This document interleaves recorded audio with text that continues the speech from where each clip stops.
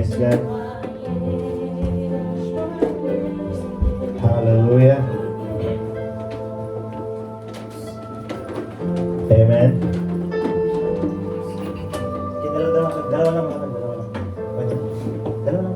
Dalawang linya. Praise Jesus. Dito lang tatlo.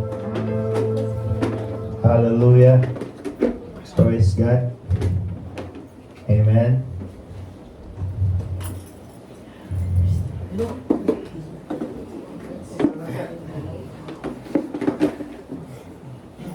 Praise Jesus. Hallelujah. Palakpakan natin si Lord.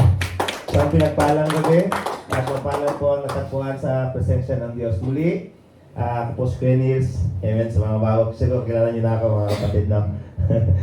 Yung lingkod ang magdadala ng mensahe ngayon at I'm sure na mayroong pagkaloob si Lord na magandang mensahe na pwede nating baunin, mabago ang ating buhay, na kung saan, ano ba talaga pagdating sa mananampalataya na ako ay mananampalataya, ako ay umibig sa Diyos.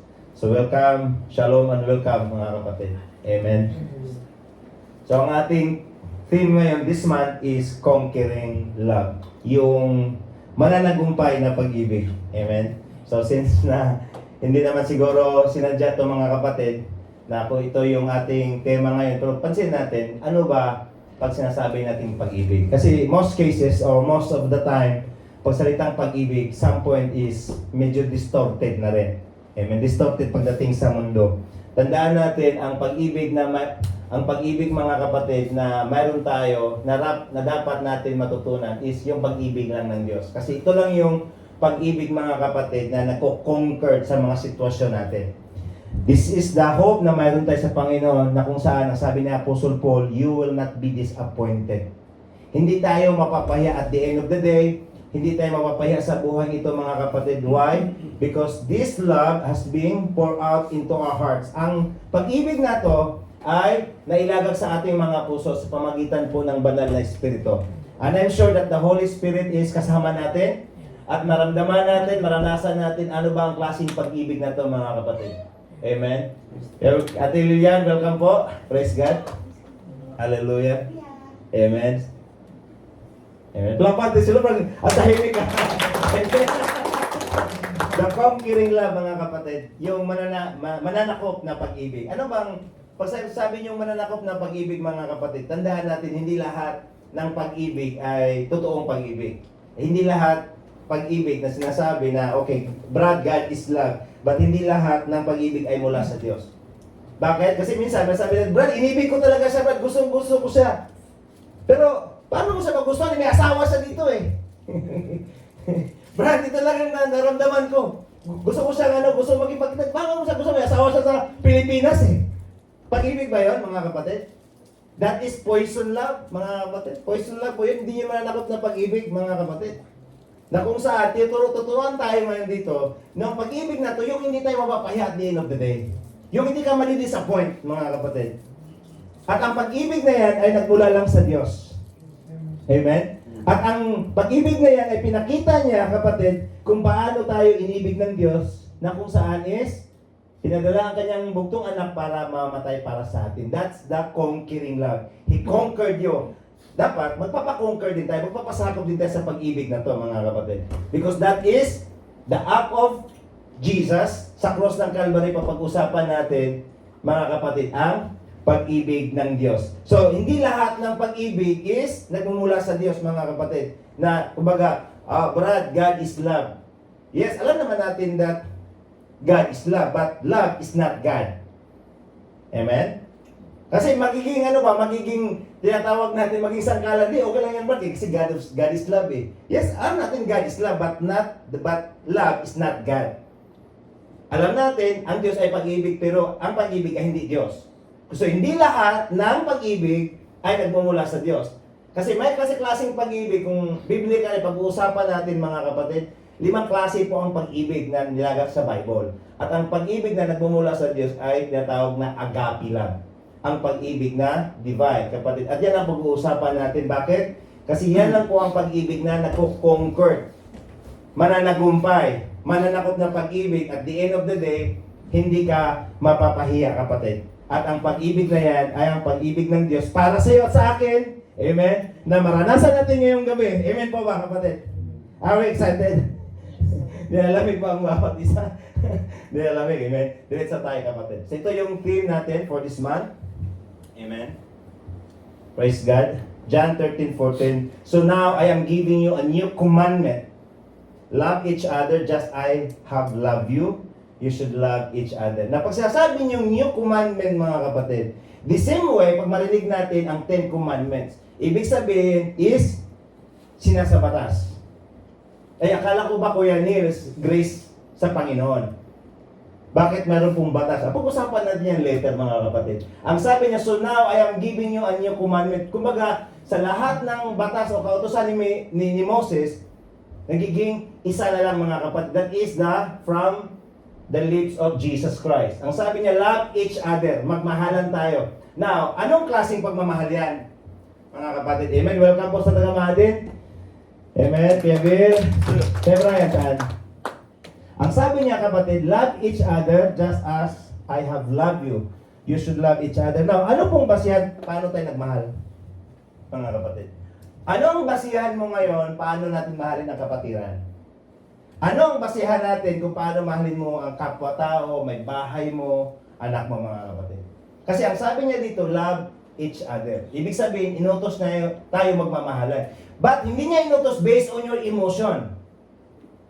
Based on your knowledge. Ang sabi ng Panginoong Hesus, as I have loved you. So the basis of our loving sa bawat isa is, ang sabi is, kung paano ko kayo minahal. Yan ang sinabi ng Panginoong Hesus, mga kapatid. So regardless kung ano naramdaman niyo, mga kapatid, regardless kung ano yung nasa emotion niyo ngayon, sa utak niyo ngayon, mga kapatid, hindi yan ang basihan ng pagmamahal. Ang basihan ng pagmamahal kung paano kami minahal ng Panginoong Hesus. Alam mo ba kung paano kami minahal ng Panginoong Hesus?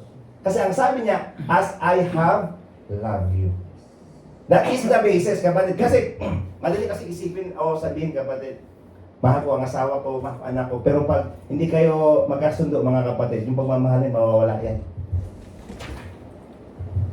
Sinasabi ko sa inyo, mga kapatid, yung pagmamahal na sinasabi, mahal ko yung anak ko. Pag yung anak mo, hindi ka na sinusunod, yung pagmamahal na yan, mawawala din yan, mga kapatid. So ano ba talaga pag sinasabi natin? Amen, Kuya Brian, welcome po. Amen. Praise God. So ang sabi niya, the new commandment I am giving you. Kumbaga, sinasabatas niya ngayon na kung saan is, kailangan natin, pag sinasabing new commandment, hindi yan optional, mga kapatid, na mahalin ko lang siya pag meron siyang pera. Mahalin ko lang siya pag meron akong, dahil ano siya, maganda siya, gwapo siya, mayaman siya, meron akong makuha sa kanya, meron akong benepisyo sa kanya, friends with benefits, mga kapatid. Hindi yung gano'n ang pagmamahal ang sabi ng Lord. Ang sabi niya, as I have loved you. Naisipin natin kung paano po nagmahal ang Panginoong Hesus. Ang sabi, you should love. Ibig sabihin, it is a must. It is a call. It is an instruction, not optional. Mga kapatid, but ang pagkatawag sa atin is magmahalan kasi ang sabi niya, to know, the next verse, that you are my disciple. Now, ibig sabihin, the true disciple is, makikita dito ang pagmamahal na sinasabi ng Panginoong Hesus. Hindi dahil, mga kapatid, hindi dahil na si Kuya lang ang gusto kong samahan, si Kuya lang gusto kong kausapin. Ang sabi ng Lord, as I have loved you. Kumbaga, paano tayo magmahal, mga kapatid, is paano kami nahal ng Panginoong Hesus. That is the basis. Not your basis, kapatid. Nanunawaan natin. Yan po ang mensahe ngayon. Yan po ang tinatawag natin conquering love. Pag sasabing, nagmamahal ako, hindi dahil na-feel mo lang. Ito yung naramdaman ko ngayon. Hindi po, kapatid. Kasi hindi naman ang basihan yan eh. Ang basihan ng Lord, ang sabi niya, as I have loved you.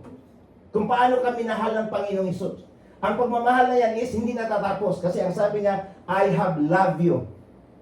Paano po sinulat yan, mga kapatid? Love is past. Tapos na tayong minahal ng Panginoong Hesus. But it's continuous. Bakit? Kasi ang sabi niya, I have. Ibig sabihin, the present and working and continuing love. Kumbaga, hindi nagbabago, hindi nagtatangi, at hindi kumukupas na pag-ibig. Yun ang maganda, mga kapatid. Kasi minsan, akala natin na umibig tayo, pero may mga times na seasonal yung pag-ibig natin eh.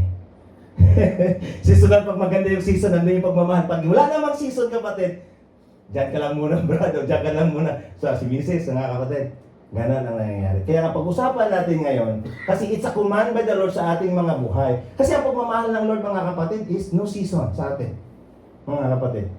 Minahal niya tayo kahit kaaway pa tayo. Kaaway pa tayo noon pa man. Minahal ka na ng Diyos kahit tayo ay kaaway ng Diyos, mga kapatid. Sinabi niya sa kanya mga salita, kapatid. He demonstrates His love while we are still enemies of God. Bakit? Kasi we are sinners kapatid. Mga makasalanan tayo Kaya nga, ang pagmamahal ng Diyos, mga kapatid, hindi dahil kaibigan mo lang. Even, mga kapatid, ang sabi ng Panginoon, pray for those who persecute you.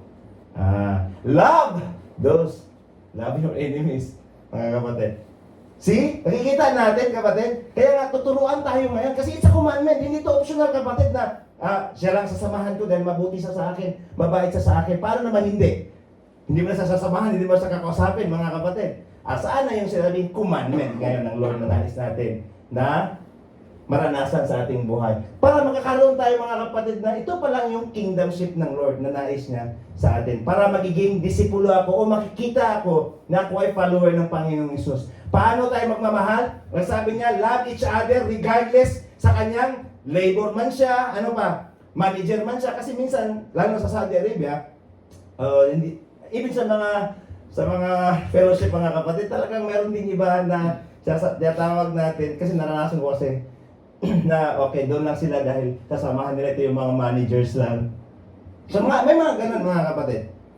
Even sa mga fellowship, papansin natin sa Pilipinas, kung nakikita nyo, kapatid, na I'm just sharing the reality, no? Yung mga tinatawag na man of God, talagang siparit talaga sila, no?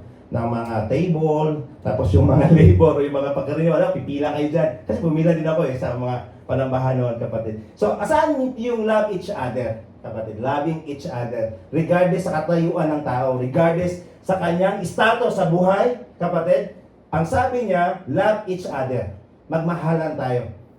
Kahit wala ka man sa emosyon ngayon, kapatid, magmahalan tayo. Kasi ang pagmamahal na yan ay hindi base sa'yo. Base po, ang sabi ng Lord, as I have loved you, mga kapatid. Okay, tandaan natin na ang basis ng pagmamahal, ano bang basihan ko sa pagmamahal? Hindi yung emosyon mo, brad o sis. Hindi yung nasa naramdaman mo ngayon. Kung ano yung pagmamahal ng Panginoong Hesus na natanggap mo, yun din ang nais ng Lord na iabot natin sa bawat isa. Kasi ang sabi niya, as I have loved you, mga kapatid, you should. Ibig sabihin, it is requirement, mga kapatid. Hindi lang napipilitan. You should love each other, mga kapatid. Amen po ba?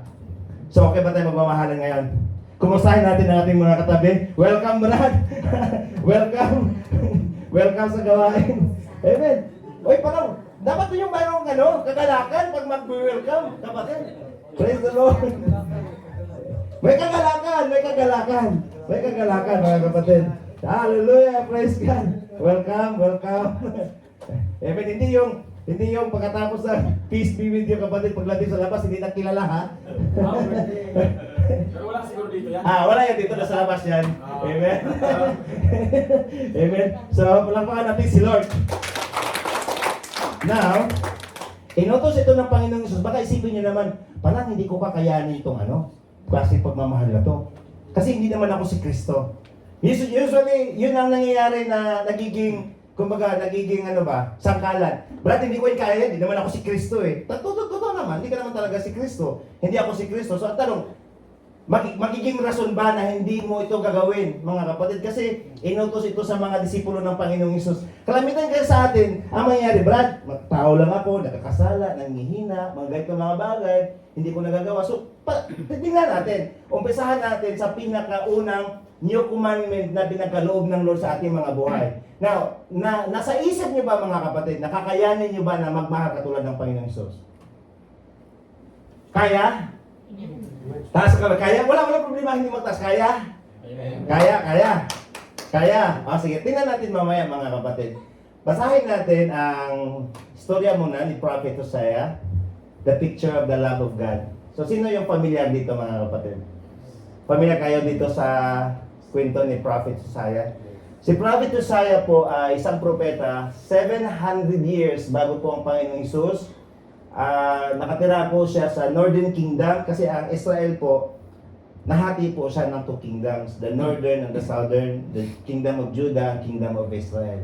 At this time, si Prophet Hosea ay nasa northern kingdom, the kingdom of Israel.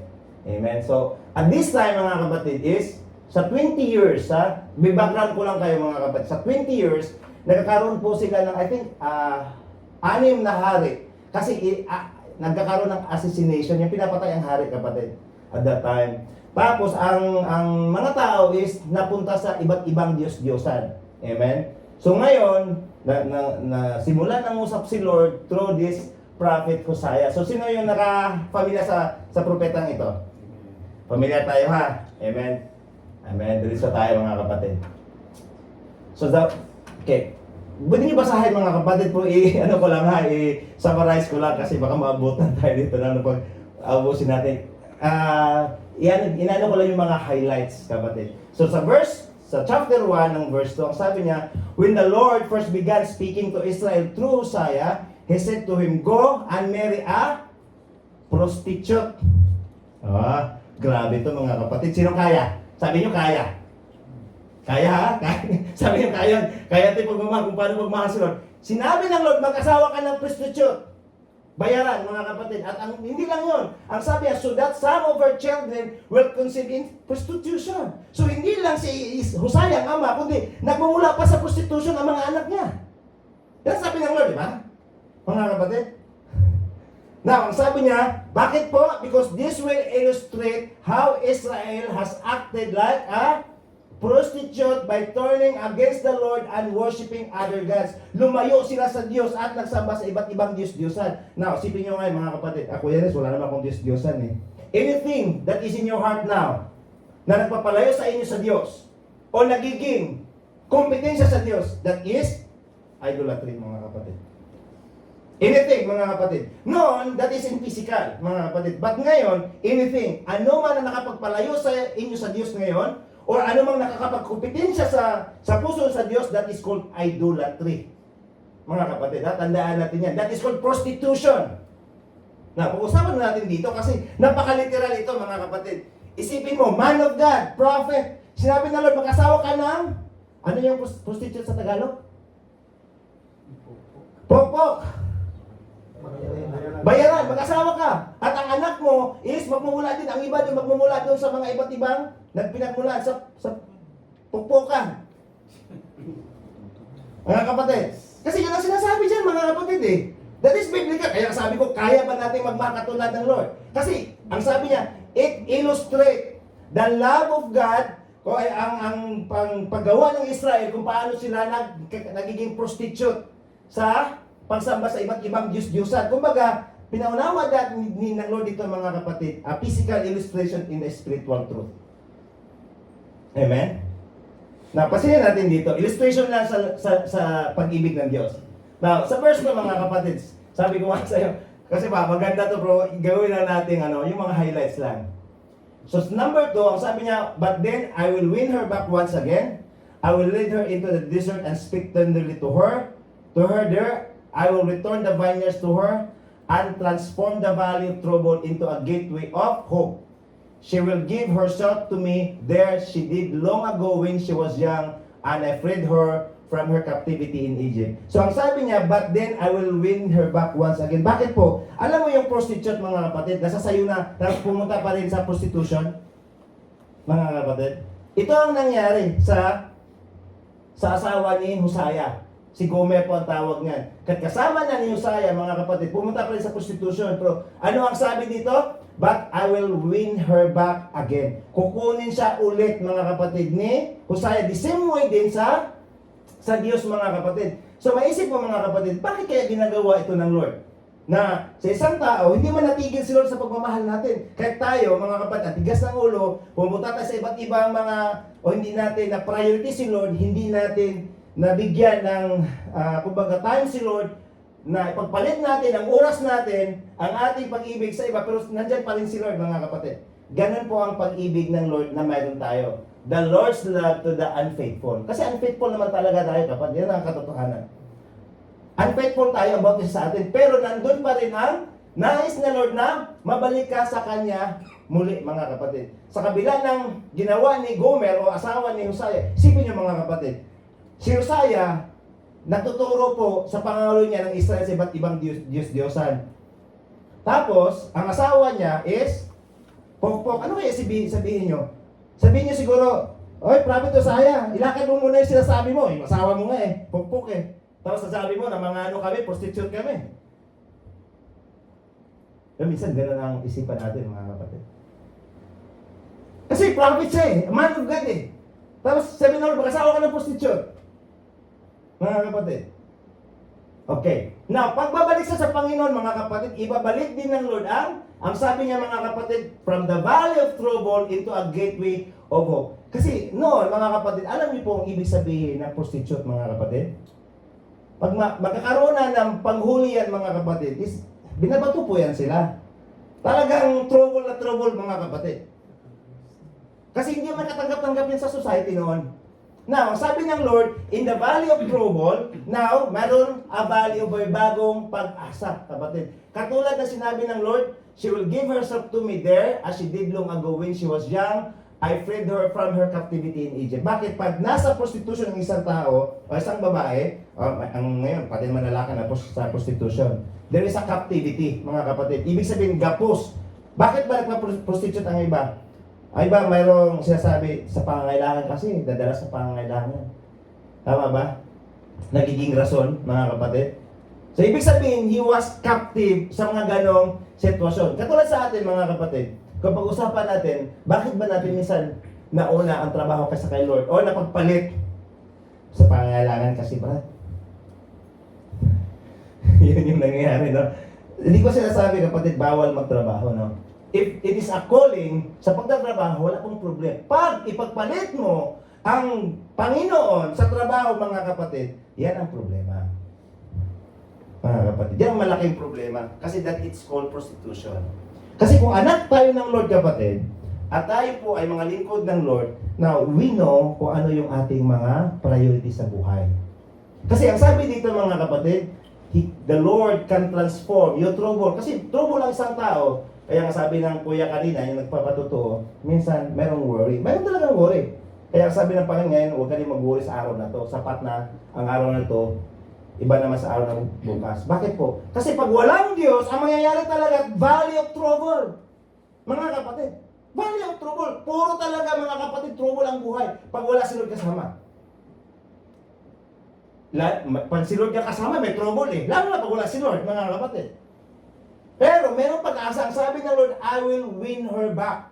Ibig sabihin, mga kapatid, is nais ng Lord na matagpuan ka muli sa kanyang presensya. Ibig sabihin, will ng Lord na nandito tayo ngayon. Amen? Palapakan natin si Lord. This is the will of God. Kaya, kapahalag ka ngayon, mga kapatid. Because there is a valley of hope waiting for you. Amen, mga kapatid? Praise God. Chapter 3, redemption, mga kapatid. Then the Lord said to me, go and love your wife again, even though she commit adultery with another lover. This will illustrate that the Lord, still love Israel, even though the people have turned to other gods and love to worship them. Bakit ba hindi natigil si Lord, mga kapatid, sa pagmamahal? Sige nga kapatid, isipin nyo yan, asawa, okay, wag mo example dito kasi mayroon pagbitaw ako mga kapatid. Okay. Sa iba na lang kapatid. Sa labas. Amen? Pag may makita kayo mga kapatid, ano example, ha? Example na mag-asawa. Kaya mo ba kapatid na kahit, hindi kasi ito pagkakamali eh. Bakit? Kasi prostitution to eh. It's a decision, tama ba? Okay lang kung okay lang nagkakamali mga kapatid. Pero, ito prostitute eh. Ibig sabihin, it is a lifestyle. Mga kapatid, lifestyle yan eh. Prostitute. Ang sabi niya, sabi ni Lord kay Hosea, puntahan mo asawa at mahalin mo ulit. Even though she commits adultery with another lover. Kaya. Ang dami kanina sabing kayang kung paano umibig sa Lord. Ngayon, wala nang tahimik na. Mga kapatid, tahimik na tayo ngayon na. Kaya ang sabi niyan dito mga kapatid, this will illustrate that the love still loves Israel, even though the people have turned to other gods and love to worship them. Ibig sabihin, kapatid, kahit sa marami tayong mga inuuna. Amen? Marami kang pinapriority aside from the Lord. Tandaan natin, the Lord still loves you. Hindi nawawala ang pag-ibig ng Diyos para sa akin. Yan po ang sinasabi dyan mga kapatid. Ang sabi niya, kahit na nangalun niya ito, but ang sabi niya na nagbibigay ito sa atin ng picture na ang Diyos is mahal ka pa rin mga kapatid. Amen. Amen na tayo doon. Amen. Mahal tayo ng Diyos. Amen. Hallelujah. Praise God. Chapter 6 mga kapatid. Amen. A call to repentance.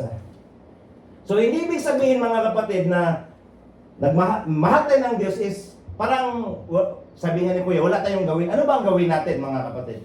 Ang sabi sa Isaiah chapter 6 verse 1, come, let us return to the Lord. Ito na mga kapatid, kailangan pala natin magbalik sa Panginoon. Kailangan natin mag-usap na tayo po mga kapatid ay muli na matagpuan sa presensya ng Diyos. Ang sabi niya, return to the Lord, He has torn us to pieces, now He will heal us. Noon is they are being torn apart kapatid. Now, si Lord ang magpapagaling. He has injured us. Now, He will bandage our wounds. In just short time, He will restore us so that many lives, so that we may live in His presence.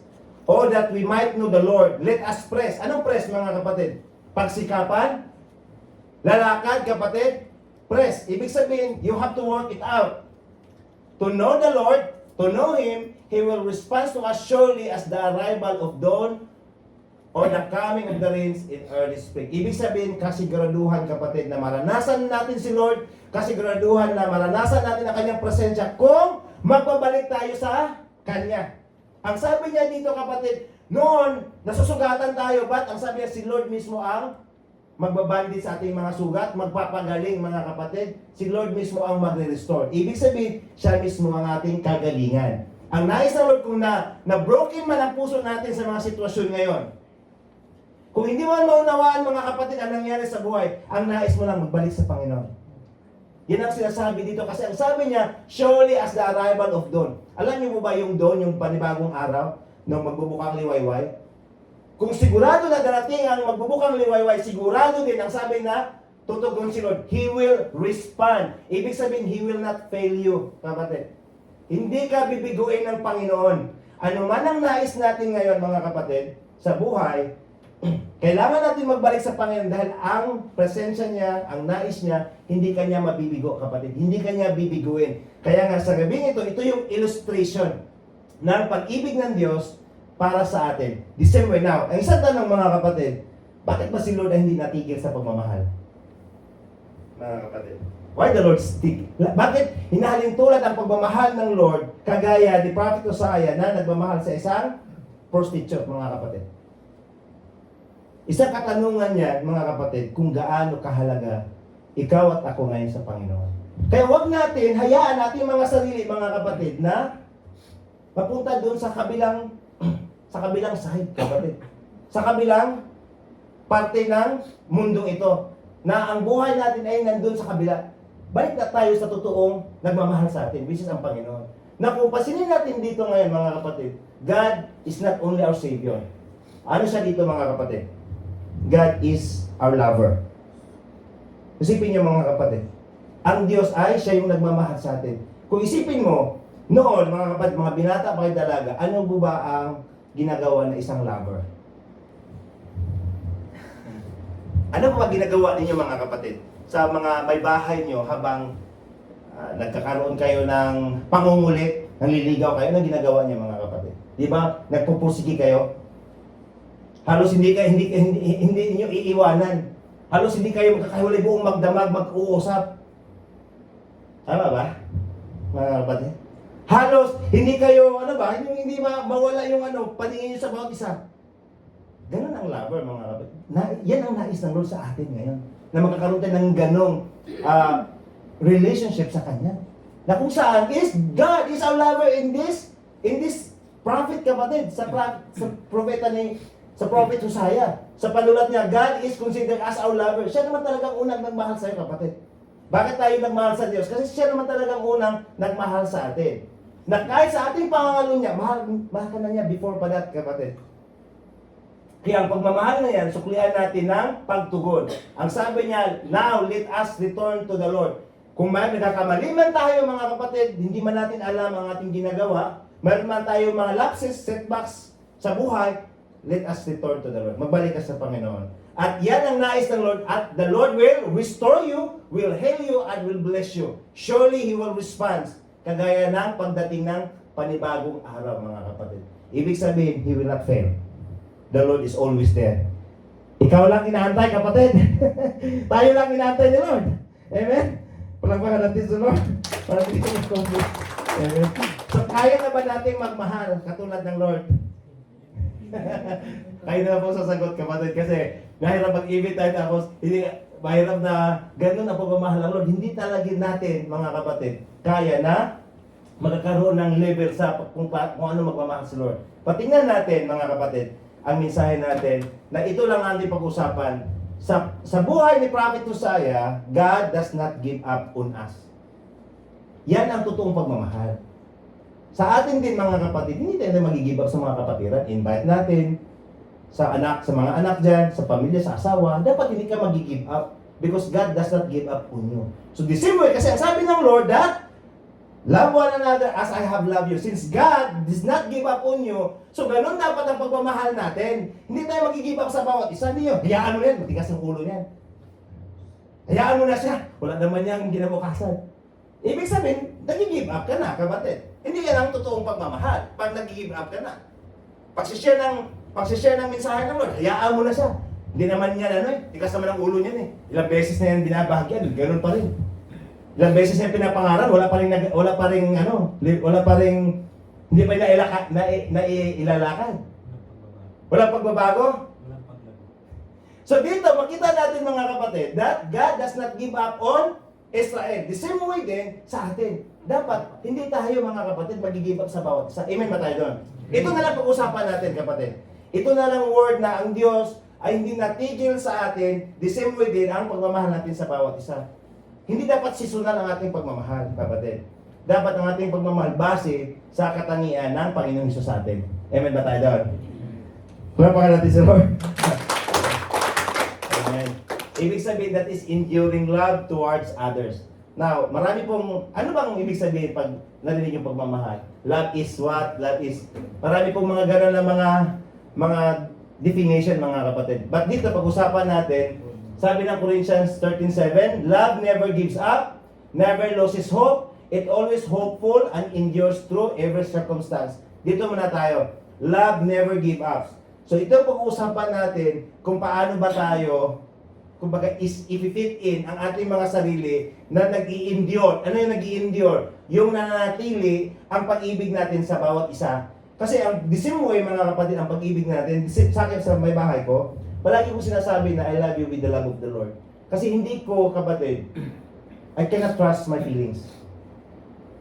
Kasi ang feelings ko nagbabago to, kapatid. Pag hindi kami kasundo, hindi ko na siya mahal. Pag hindi, mayroon kaming argument, mawawala na yung feelings, kapatid.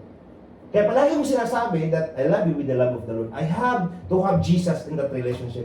Because without Jesus, mga kapatid, mahirap. Kaya nga dito, mangyayari lang yan, mga kapatid, ang isang relasyon sa atin bilang mga kaibigan, bilang mga kapatiran, pag ang Panginoong Hesus ay nasa kalagitnaan ng relasyon. And your love is enduring. Anong enduring? Hindi po nag-give up easily. At hindi talaga easily, hindi talaga mag-give up. Hanggat mahininga, hindi mo bibitawan pag hindi mag-yes to the Lord. Amen po ba? Parang hindi kayo kumbensado, kapatid. Parang mahirap ata yung never give up, kapatid. Kasi pag sa anak, mag-ayos ka ng pag-aaral ha. Pag hindi ka mag-ayos sa pag-aaral, wala kang regalo sa akin. Kay daddy, mula sa abroad. See? Ano yung pagmamahal na yun? Pagmamahal natin, mga kapatid, meron kapalit. Amen ba? Meron kapalit. Ganun tayo minsan, di ba? Anak, dapat maganda yung grades mo ha. Kasi meron kang regalo pag maganda yung grades mo. May kapalit lahat sa atin, mga kapatid. At ang Panginoong Hesus, He stick to His word. Hindi siya nag-give up sa atin dahil ganun ka-importante kay Lord. The same way din sa atin, mga kapatid. Kaya nga, ang ating mga buhay, dapat, huwag din tayo mag-give up sa ating pananampalataya. It always hopeful. Sa mga pangako ng Lord, huwag kang mag-give up. Huwag kang mag-give up sa pag-aatin. Ayoko na mag-aatin kasi Dami ko na pinapanalan, wala naman nangyari. Huwag kang mag-give up, kapatid, sa mga pangako ng Lord. Kasi may kapanahunan yan. Mayroong tamang panahon na darating ang mga pinapanalangin natin. Napaka-importante lang na pagpapatuloy tayo sa pagmamahal na yan sa Panginoon, sa bawat kapatiran, sa pamilya natin, at sa ating mga nakakasama. Love one another. Amen po ba? Amen. Palapakan natin si Lord. Hallelujah. So, first one. Pag sinasabi natin enduring, mga kapatid, at nag-give up, so love does not ask an easy life. So dapat pag nagmamahal tayo, huwag ka lang magmamahal dahil okay ang lahat. How about pag hindi okay, mga kapatid?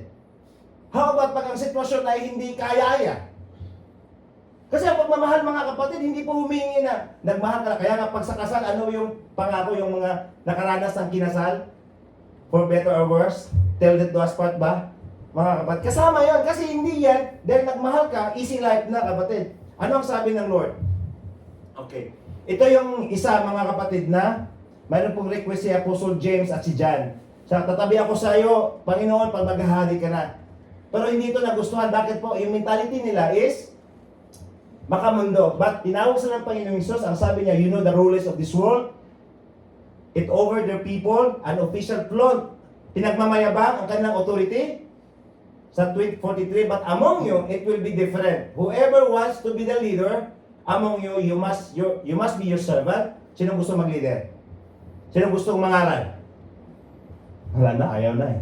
Ang sabi niya, you must be your servant, and whoever wants to be the first among you must be a slave of everyone else. So this is the kingdom principles pagdating sa kalangitan, mga kapatid.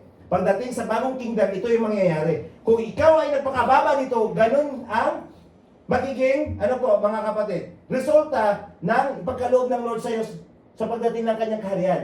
Kasi mayroon parating na kingdom. Kasi ang Panginoong Hesus, ang kanyang kingdom, hindi pa dito, paparating pa lang.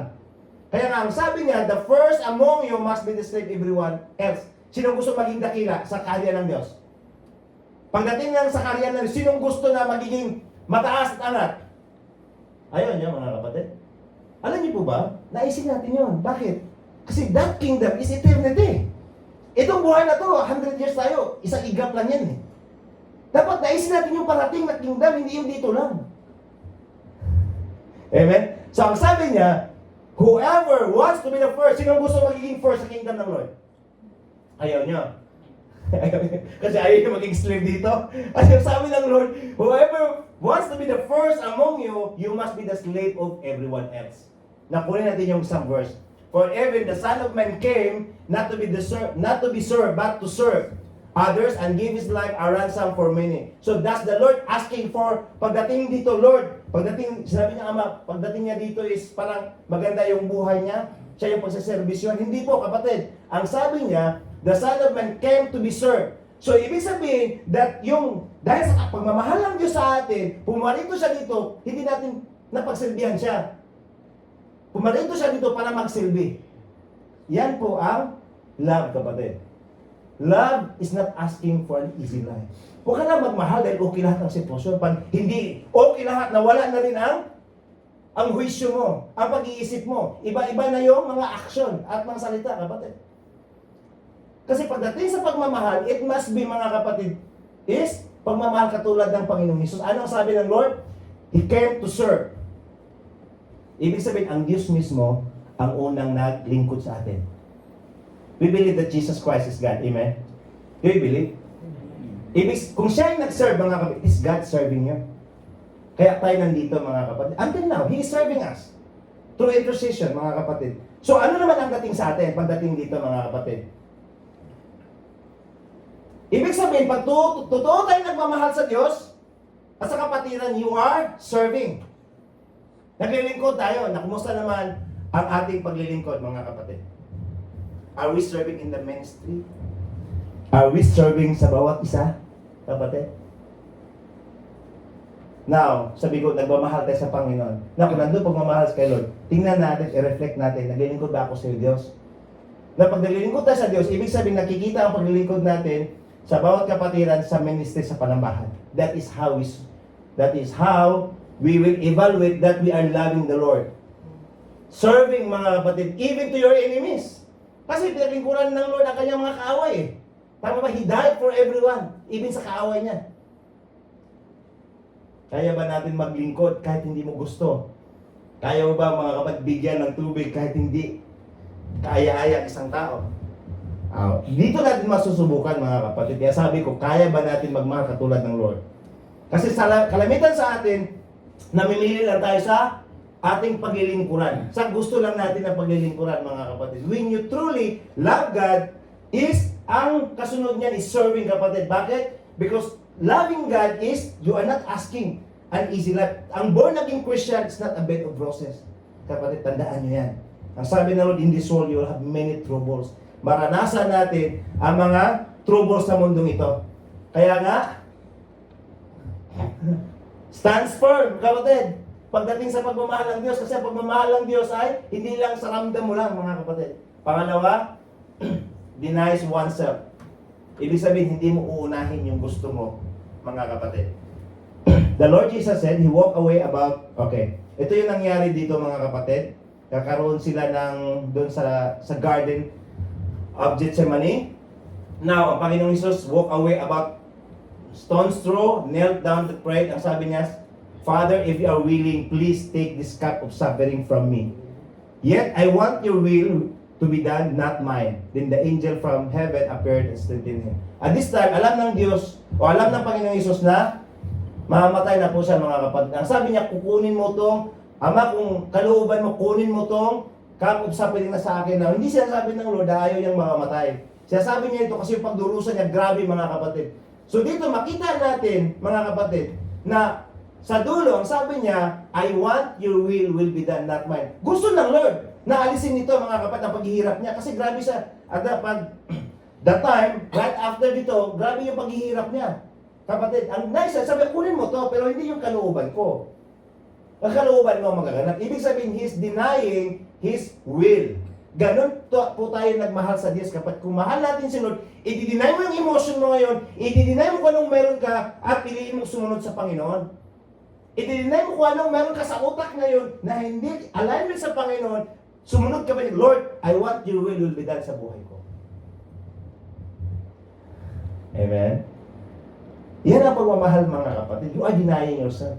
Katulad ng isang balong babae na kakainin pa lang bibigay na. Yung sacrificial love and giving. Yung nabanggit kanina. Yan ang klaseng pagmamahal. You are denying yourself, kapatid. Hindi yung kalooban mo, kundi kalooban ng Diyos ang maganap. Doon pa lang mga kapatid, makita natin. Minsan, sa ating mga buhay, ang kalamitan mga kapatid, wala dito yan, sumasamba lang ang mga kapatid. Dahil libre. Alam mo yung sacrifice na tayo mga kapatid, na kahit pagod ka, kahit marami kang gagawin kapatid, pero nakakaroon ka pa ng excitement na gusto kong sumamba. You are denying yourself. You are denying your needs sa katawan na magpahinga, kapatid. Kasi alam mo, once a week na nga lang eh. That's what it means mga kapatid, denying yourself. Na kung makita natin yan, kung nagmamahal ba talaga tayo sa Diyos. You are denying yourself para matugon ang kalooban ng Diyos. Ibig ng Panginoon Jesus mga kapatid. Ang sabi, if you are willing, take this cup of suffering away from me. But I want your will be done, not mine. Dapat kung nagmamahal tayo sa Diyos, hindi yung gusto natin ang nasusunod. Yung nais ng Lord mga kapatid. Amen ba tayo doon? Ibig sabihin mga kapatid, you are to accept the will of God. Whatever it is. Kung ano yung kalooban ng Diyos, kung ano yung inutos ng Diyos mga kapatid is, nagkakaroon tayo ng pagtanggap sa nais ng Lord, hindi nais natin. Hindi dahil lang libre ka lang, hindi dahil na wala ka lang gagawin, hindi dahil na feel mo lang, season mo lang. Kumbaga, ano ba talaga ang kalooban ng Diyos mga kapatid? Kasi ang pagsunod, kasunod yung pagpapala kapatid. The blessing will lead always to, the obedience will lead always to blessing. If you accept, ano bang nangyari doon sa Panginoong Hesus? Tinanggap niya, ikaw at ako ay pinagpala ngayon. Mga kapatid, isipin mo kung hindi tatanggapin ng Panginoon yan, ang kanyang suffering. Sa kanyang mga latay niya tayo pinapagaling. Sa kanyang mga latay, sa kanyang mga hampas, kapatid, na yung kagalingan natin. Kumbaga, mayroong purpose ito mga kapatid. Amen? Dapat accept natin mga kapatid ang kalooban ng Diyos sa ating mga buhay. Hindi ito yung will lang natin. Dapat tanungin natin, pag manalangin tayo mga kapatid, minsan pinipili natin si Lord. Di ba mga kapatid, pag nanalangin tayo, minsan pinipili, Lord, itong gusto ko. Tatanungin natin, ano bang gusto ng Lord para sa iyo? Lord, ano bang gusto mo para sa akin? Hindi na yung gusto mo. Kasi magiging utusan si Lord sa iyo. Inuutosan mo si Lord. Ano ba kapatid? Lord, itong gusto ko, nakalatag talaga eh. How about naman gusto ng Lord para sa iyo? Di ba, mas the best yun? Amen ba kapatid?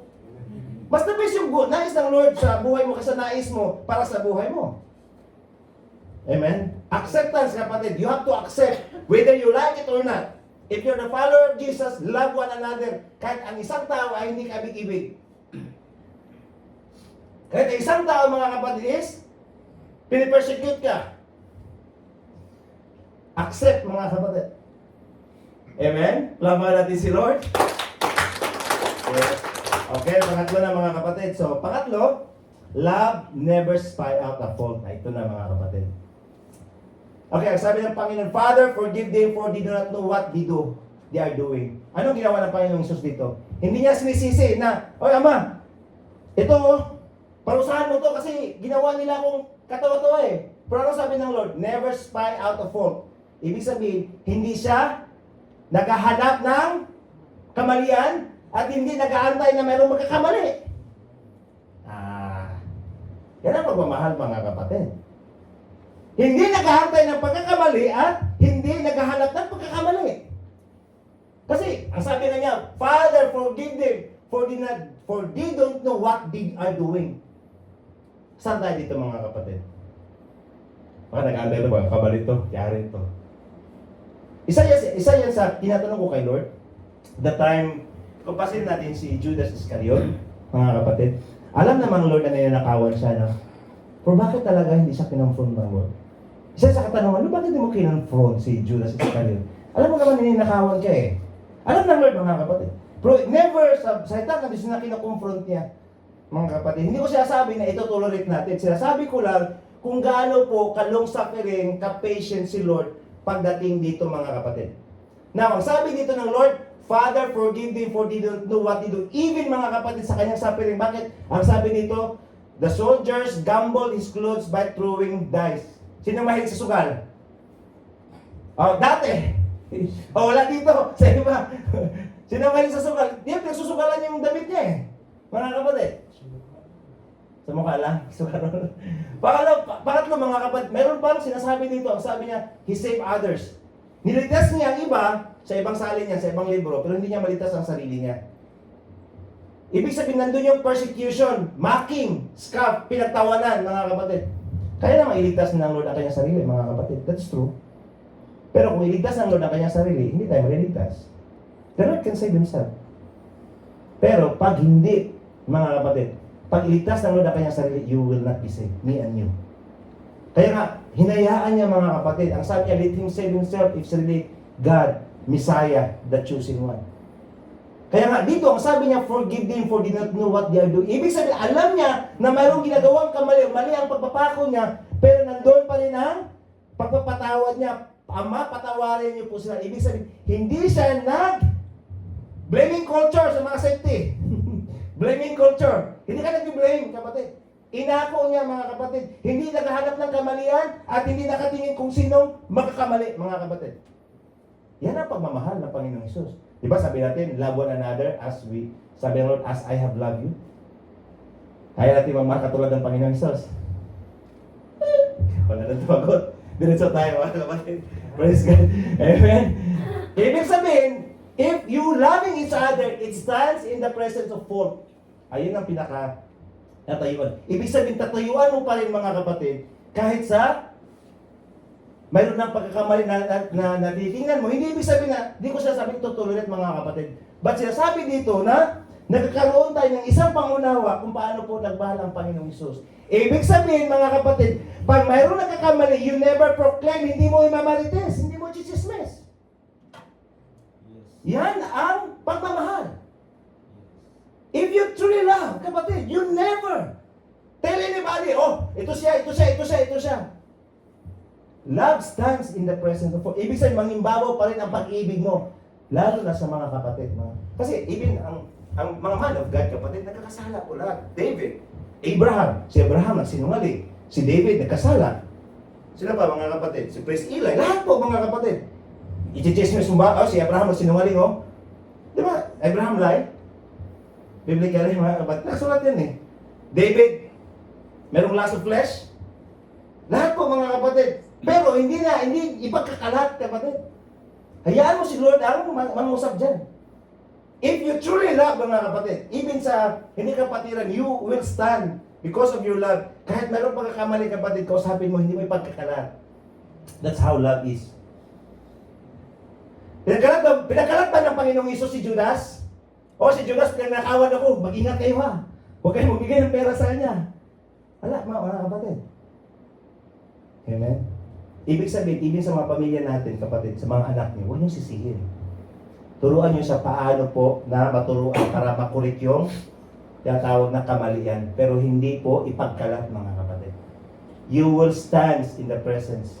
Kahit nandun yung, alam naman natin na mayroong failure. We are all failure in the presence of God. But tinayuan tayo ng Panginoong Isus, mga kapatid, para ikaw at ako ngayon maging matuwid sa harapan ng Diyos. Yan ang pagmamahal ng Diyos para sa atin. Amen po. You know the love of God. Na ang sabi ng prophet Jeremiah, na nagpahayag ang Diyos na mahal ko na kayo noon pa man. I have loved you with an everlasting love. Kahit makasalanan tayo, nandun yung pagmamahal ng Diyos sa atin. Hindi naghahanap ng kamalian, hindi nag-aantay na makakamali, bagkus tinatayuan ng pagmamahal niya para sa atin. Pinagkaloob ang kanyang anak, binigay niya, mga kapatid, para ikaw at ako magiging isang matuwid sa mata ng Diyos. Love stands in the presence of God. We are all failure sa harap ng Diyos, mga kapatid. And yet, Jesus died for you. That's how love is. Kapatid. O sa mga kapatiran na lang, kasi ang pag-usapan natin dito is, we have to love each other as Jesus loved us. Dapat matutunan natin itong klaseng pagmamahal, kapatid. Pagdating dito sa ministry, pagdating sa mga kapatiran, you have to stand that yung magka-cover yung love ng Diyos. Now, hindi pwede na hindi pwede ito-tolerate dahil mahal mo. Example, mayroong manangalo niya dyan, si mahal ko yan, tutuloy. Hindi po ganun, mga kapatid, ha? Mga kapatid, hindi po ganun ang sinasabi dito. Ibig sabihin, mga kapatid, mayroong tinatawag na, sample, mayroong mga LGBTQ, it's welcome. Mga kapatid, we welcome them. But not their action. Very, very specific, ha? Not their action, but we welcome them. Kasi welcome naman din sila ng Lord, mahal naman din sila ng Lord, mga kapatid. Baka sabihin nyo, ayoko dyan. Yung prostitute. Baka sabihin, prostitute dyan, ayoko tatabihin, baka mahawaan ako. Kaya nga, dito makita natin, love stands in the presence of God. Hindi dapat natin makita, kasi hanggat mayroong hininga yan, kapatid, mayroong pag-asa yan sa Panginoon, maging ikaw at ako ngayon. Kaya kang baguhin ng Lord, hanggat may hininga ka, may pag-asa ka. Amen po, plagpahan natin si Lord. Hallelujah! Praise God. Conclusion na tayo, mga kapatid. Ito po yung klaseng pagmamahal. When we love like Jesus, it is a conquering love, mga kapatid. So love is not about how you feel, how you see, mga kapatid, but makikita sa action. Dapat in action po. Love always demonstrated by action. So ano sinabi sa Galatians 6:2? Carry each other burdens, and this way you will fulfill the law of Christ. Anong sinabi ko kanina? Sabi ng Lord, the new commandment I give to you. Ibig sabihin batas. Mayroong batas po kay Kristo. Ang pagmamahalan. Paano makita? Maranasan ang pagmamahal ng bawat isa. Carry each other burdens. Ibig sabihin, hindi ka lang makipagsama dahil masaya siya. Pag mayroong sitwasyon, wala ka na, kapatid. Hindi yung pagmamahal. Ang sabi ng carry each other burdens, ibig sabihin, pag mayroong hinanakit, mayroong naranasan na hindi kaya ang isang tao, isang kapatid, dapat, Brad, ano bang pwede kong ma-share, may tulong ko? Ma-advise ko dyan. Carry, kapatid. Kasi hanggang ngayon, kinikerry ng Lord ang ating mga burdens. Hindi nyo ba alam yan, mga kapatid? Ang sabi ng salita, cast all your cares onto Him, for He cares for you. Ibig sabihin, kinikerry ng Lord ngayon ang burdens mo sa akin. Dinidipahan niya tayo sa harapan ng Ama, kasi ang kaaway, si Satanas, patuloy pa rin na nagpipersecute sa atin. Tandaan natin na, huwag kayong magpakalma, kapatid. Kasi minsan relax na relax tayo eh. Di nyo ba alam na ang kaaway, walang day off? 24/7, gabi, umaga, nagpipersecute sa atin, sa kalangitan? Book of Revelation says. O tayo, relax na tayo. Andiyan naman si Lord. Okay lang. Ako. Pero si Lord, hindi siya natutulog. Hindi pandap-pandap. Kinikerry niya yung mga kahinaan natin. Until now, He is interceding for us. Kaya paano natin ma-fulfill? Paano natin mga kapatid magkakaroon ng katugunan? Ang batas ni Kristo, carry each other burdens. Walang iwanan hanggat meron pa tayo dito. Dapat walang iwanan. Walang magdi-day off, walang mag-retire, walang magbabakasyon pagdating sa Panginoon. Kasi minsan retired muna ako, bakasyon muna ako. Hindi ibig sabihin sa Pilipinas, I am speaking about spiritual. Na kung saan, pagdating sa Pilipinas, nawawala sa gawain. Ibig sabihin, nagbabakasyon ka. Hindi ko sinasabing bawal magbakasyon na. Ang sinasabi ko, pagdating sa pagpapagamit sa Panginoon, walang rest, walang retired, walang day off, walang resignation, at walang vacation. Yan pong ibig sabihin yan, mga kapatid. Kaya natin na pagmahal tayo at maglingkod katulad ng Panginoong Hesus? This is how you fulfill the law of Christ. Carry each other burdens. Kumusta na kayo yung ministry? Okay pa ba yan sila? Meron ba tayong concern, mga kapatid? Kumusta na kayong ministry ng kitchen? Kumusta na kayong ministry ng transportation? Ministry ng paglilinis? Naging concern ba tayo dun? Do we carry? Tinatanong ba natin na, Kuya, kumusta ka na dyan? Okay pa ba yung ano mo? Paglilinis dyan? Okay pa ba yung pagsusundo mo? As a concern, mga kapatid, mahalaga po yun. Mga kapatid. Nakita natin, do we carry the burdens of each other? That's church, kapatid.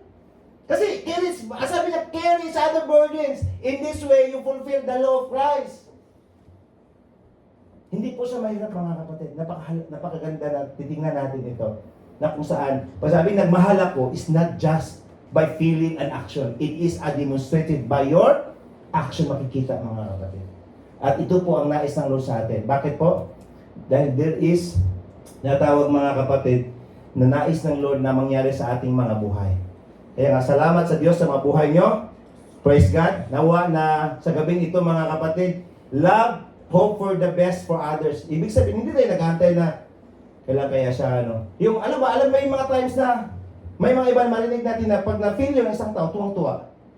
Buti nga sa kanya, buti nga sa kanya. You are not loving. Sa mga kapitbahay natin na galit mo, buti nga sa kanya, hindi siya nakapag-ano. Dapat, love, hope for the best. Masaya ka kung ano nangyari na mga pagpapala sa mga kapatid. Huwag mo siyang lalo pang ididiin sa mga kapatid. You are hoping for the best because you are hoping totally in God. Amen po. Tayo tumayo, mga kapatid. Praise God! Hallelujah! Amen. Thank you, Lord. Amen.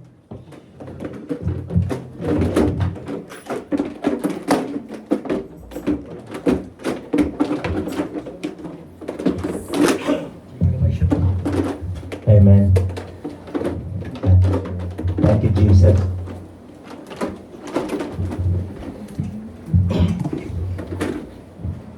Hallelujah. Praise God. So dito po tayo, mga kapatid. Let's pray. Salamatan natin si Lord. Hallelujah. Thank you, Jesus. Let's remember, kapatid, na sabi ng salita ng Diyos, our life here is like a shadow. Isang mist, yung sa umaga nandyan, pagkatapos nawawala. Ganon kaiksi ang buhay ng tao. Na nais ng Lord na sa gabing ito na sa mga bago nakakilala sa Panginoon, nakarating o sa mga matatagal niya, bago pong batas si Kristo, sinabi ni Apostle Paul, fulfilling the law of Christ. Ano pong law ng Panginoong Hesus? Love one another. Now, hindi lang tayo nagmamahal through our feelings. Kasama yan, mga kapatid, pero dapat nagmamahal tayo, dapat na ipakita natin sa mga action natin. At isa yun, mga kapatid, na nabanggit kanina, yung tatlo na yon. And I pray na may tanim ito sa ating mga buhay, sa ating mga puso. Then at the end of the day, mga kapatid, ang mga taong sumusunod sa Diyos ay mayroong kaakibat na balik na pagpapala. The blessing is on the way sa mga sumusunod. Obedience will lead us to blessing. Sunod lang tayo, mga kapatid. Para tuloy tayo na magpapagamit sa Panginoon. Kausapin natin, mga kapatid, maging concern tayo sa mga kapatiran, sa gawain, sa ministry, sa trabaho, sa relasyon, sa bawat isa sa atin, mga kapatid. Amen po?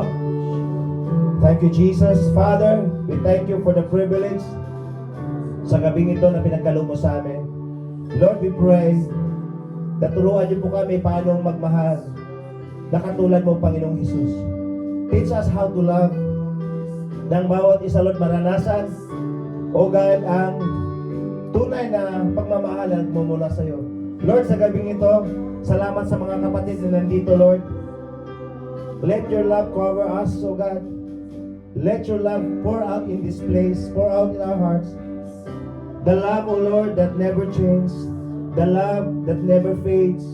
The love that never fades. Ang pag-ibig na hindi kami ipapahiya, Lord. Lord, salamat sa mga kapatid na nandito ngayon. Pagpalayan niyo po ang bawat isa. At iparanas niyo po, Lord God, ang pag-ibig na nais mo sa amin. And Lord, bigyan niyo po kami ng puso kung paano po umibig sa bawat kapatid, Panginoon. Lord, salamat sa gabing ito. Patuloy ka namin tinataas, pinupulit sila sa ba, sa pangalan ng Panginoong Hesus. Amen. Amen. Lapahan sa Lord.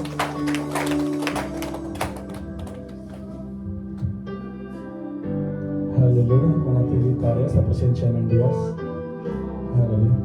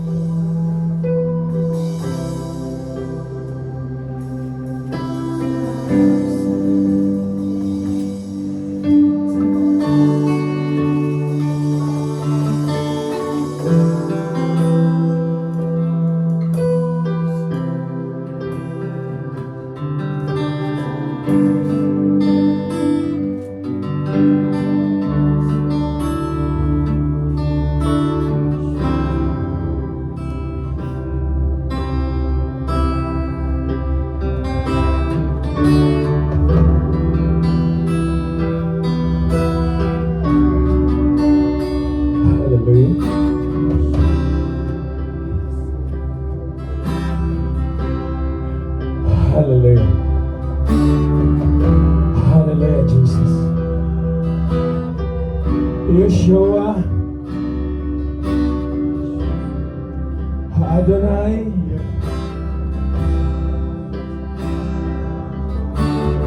Our God, our Almighty. Right now, right here, break the chain of this church, Lord. And may you restore our relationship unto you, O God. Hallelujah. Yeshua, Jesus, our Almighty Father, right now, break the chain. Let your love, your conquering love, overflow in this church. Hallelujah.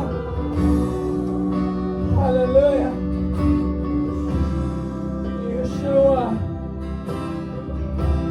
manifest sa bawat buhay ng narito, sa bawat isa sa amin.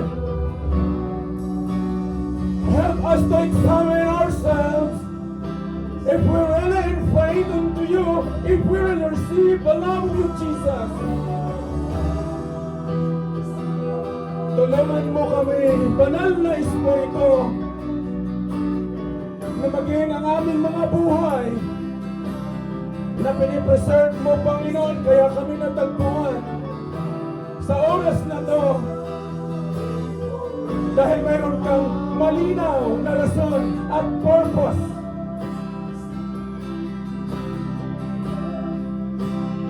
Kaya kami nakarating sa bansang ito, Panginoon. It's not about our pride, it's not about our plans, but your plans, O Lord.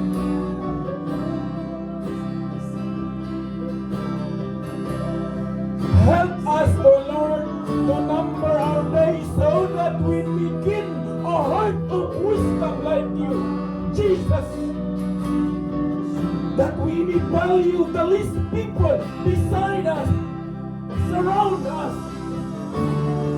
Na walang ibang pinakamataas na pagkatawag na mayroon kang inilatag sa amin, kundi nagmumula ito sa conquering love na nagmula sa inyo, Panginoon, at tinawag mo kaming servant. Ano man sa kasalukuyan na mayroon kang nakikita sa bawat isa sa amin, Panginoon, right now, Lord, let this conquering love will manifest in the name of Jesus. And I ask you with authority, Lord, na hindi kami lalabas sa pintuan ito, Panginoon, na hindi kami, Panginoon, ma-deliver sa bagay na ito, Panginoon.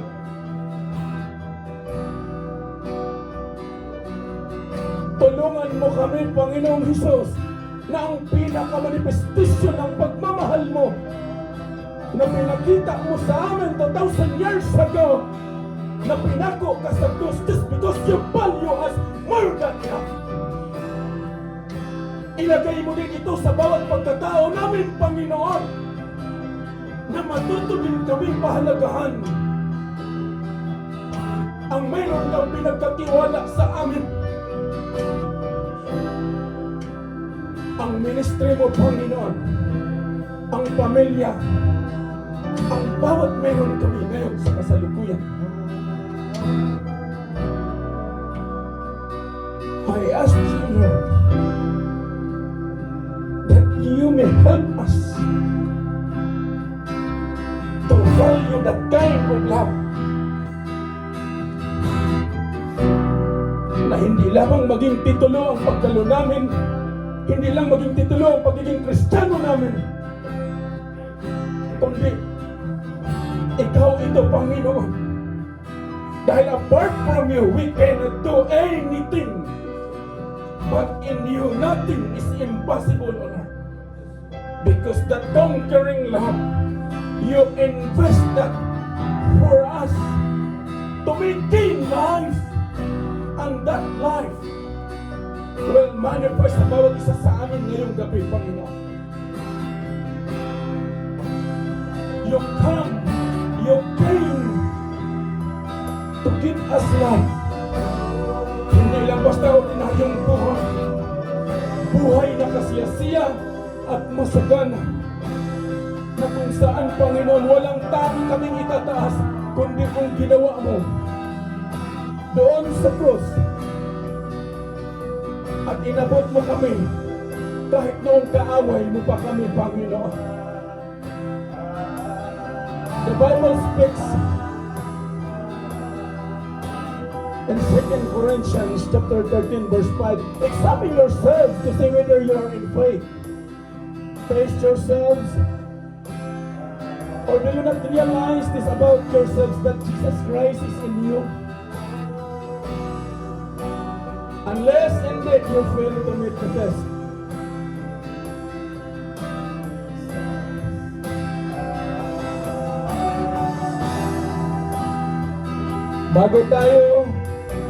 Bago natin silyuhan sa panalangin ang pinakamensahe ng Panginoon, praying na narinig natin ang Panginoong Hesus, mga kapatid. Kung mayroon man din lang tayong ipagmalaki na natin yung ginawa ng Diyos na pinako siya dahil sa iyo at sa akin.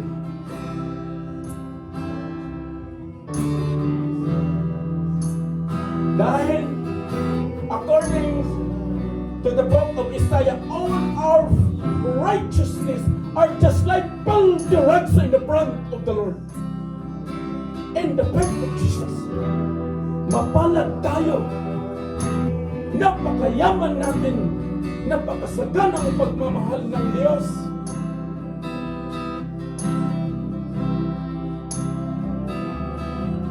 At salamat sa Panginoong Hesus,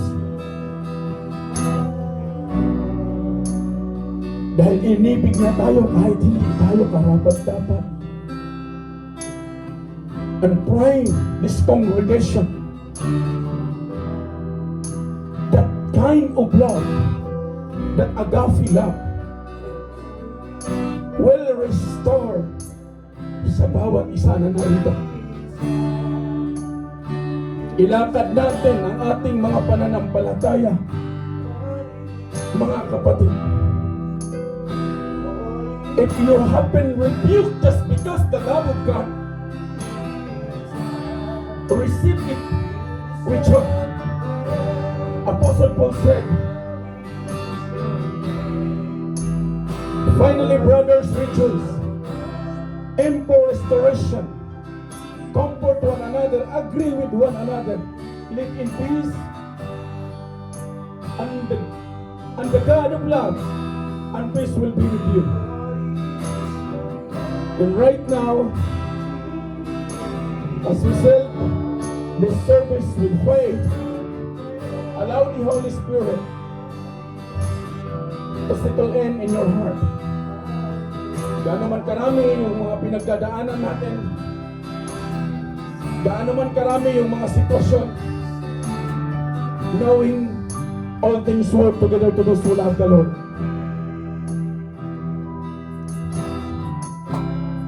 Kaya salamat sa Panginoong Hesus.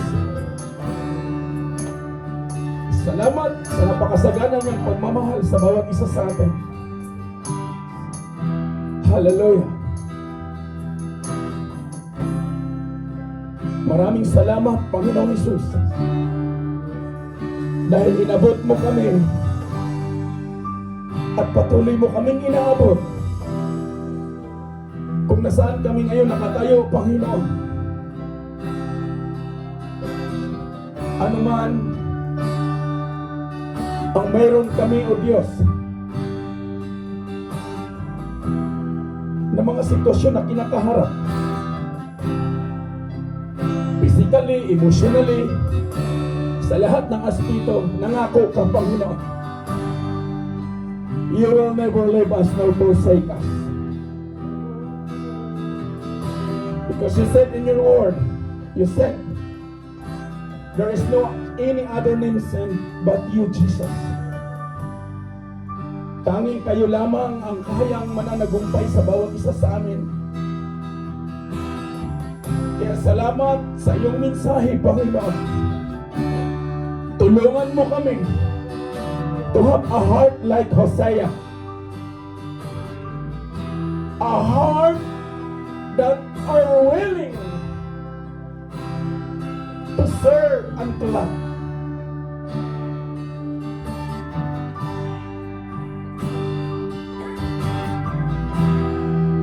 Give us that kind of fight na hindi lang namin basta ipagmalaki na natagpuan kami, Panginoon, ngayong gabi. But because, Lord, ipagmamalaki namin sa inyo na sa ginawa mo, Panginoon, 2,000 years ago sa krus. Kaya narito kami, praying that we will more than conquer, O Lord. Praying na maiuwi namin na personal ang lahat ng itinuturo ninyo sa bawat isa sa amin. Continue to bless and lead this church according to your will and purpose. Allow your love to build and to strengthen sa pamilyang ito, Panginoon. We want to soak you here. Ang sa gayon, Lord, hindi kami mastambo, Panginoon. Tanging ikaw ang aming makikita. Tanging ikaw, Panginoon, ang magpuno sa bawat isa sa amin. Allow your Holy Spirit to empower us, to teach us, to comfort us in the name of Jesus. Maraming salamat sa lingkod mo na ginamit mo, Panginoon. Continue to anoint him. Continue to strengthen him in physical, Lord, na mas lalo pang mapaigting ang pagkatawag mo sa kanyang buhay na marami pang kaluluwa ang maabot sa pamamagitan ng iyong makapangyarihang mga salita. Maraming salamat sa lahat ng mga manggagawa na itinalaga mo sa araw na to. At maraming salamat doon sa mga kapatid na nag-render ng kanilang mga testimony, knowing that you, Jesus Christ, ang gumawa ng mga magagandang testimony sa kanilang mga buhay. At maraming salamat sa mga narito, ang bawat isa na kung saan pinagpala mo, Panginoon, na sa kabila ng kabisihan, niloob mo, O Lord, na magkasama kami magpupuri sa inyo. Maraming salamat. At maraming salamat na kung saan hindi maikli ang iyong kamay. Lord, extend this prayer sa mga kapatid na nagdaraos ng kanilang mga kaarawan, Panginoon. Ang Kuya Rilan, it's an honor and privilege sa bawat isa sa amin na nakasama namin siya, na may bagong taon o panibagong taon na inirestore ka sa kanyang buhay. Maraming salamat, Panginoon. Patuloy mo siyang bigyan ng kalakasan na isang araw, isa din siya sa gagamitin mo, Panginoon, na magpatutuo sa kabutihan mo sa kanyang buhay. Meron din sa buhay ng Kuya Edwin, na kung saan, Lord, magdadaos din ang karawan niya sa araw ng bukas. Maraming salamat, O Lord, dahil tapat kang nangako sa bawat mga lingkod mo, Panginoon. At maraming salamat, Panginoon, sa mga kapatid na pinagpala mo na sa araw na to. Maraming salamat, Lord. Deklaraan mo ang bawat isa sa amin na ang kapayapaan, ang pagmamahal mo ay siyang mananagumpay sa bawat isa, sa bawat narito, na ang buong isang linggo ay magiging pagpapala, Panginoon. Maraming salamat. Patuloy mo kami samahan. At higit sa lahat, Lord, maraming salamat doon sa mga kapatid na hindi kami nakasama na sa trabaho ngayon. Samahan mo sila, ingatan mo sila, Panginoon. Preserve your life for you with a purpose. And maraming salamat din, Panginoon, sa pagsasaluhan namin in physical, na kung saan, Lord, ikaw ang nagpala sa mga kamay na naghanda nito, ang iyong mga lingkod na walang sawang nagre-render ng kanilang mga skills sa paghahanda, Panginoon, ng hapunan na ito. Maraming salamat sa lahat ng biyaya mo, mga provisyon. Kung saan, Lord, ang lahat ng ito ay pinagmumula sa iyo, Panginoon Jesus. Extend mo ang mga provisyon na ito doon sa mga pamilyang higit na nangangailangan. Kung paano mo pinagpala ang tahanan mong ito kasama ang iyong mga lingkod. Patuloy mo, Panginoon, i-extend ito sa aming mga mahal sa buhay at doon sa mga kapatid na hindi na namin nakasama. Maraming salamat sa araw na ito, Panginoon. Deklarahan mo ang bawat buhay namin na magagamit kami ng naayon sa kalooban mo. Sa ngalan ng Ama at ng Anak at ng Banal na Espiritu, in the name of Jesus, Church, walk by faith, not by sight. Allow the conquering love of Jesus be with you always. In Jesus' name. Amen. Amen.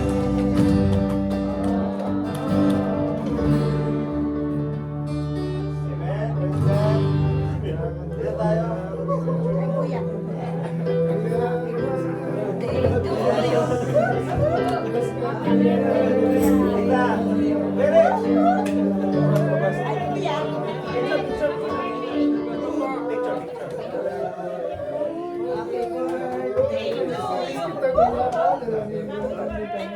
Happy